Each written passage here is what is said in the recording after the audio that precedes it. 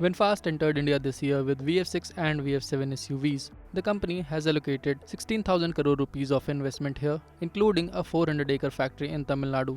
The plant starts with 50,000 vehicles per year and can scale up to 150,000.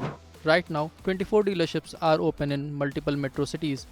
They aim for 35 outlets covering 60 cities by December, with a plan to expand presence in Tier 2 and eventually Tier 3 cities. Partnership with Indian brands are also on the cards to handle charging and service with brands like Tata, among others. Over the next 3 years, VinFast plans to launch 6 new models in the country, beginning with the Limo Green, a 7-seater electric SUV, which comes early in 2026. This will be followed by VF5 and VF3 for entry-level buyers, along with VF8 and VF9, which will be for a more premium segment. The expansion plans also cover two-wheelers, which will be launched as electric scooters under a new sub-brand in Q2 FY 2026.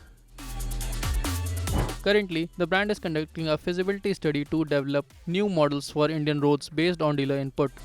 Vin Group also wants a full ecosystem of charging networks, ride-hailing services and electric buses by August 2026. They are in talks with the leaders of Maharashtra, Telangana, Tamil Nadu and Uttar Pradesh for the introduction of electric buses in different states.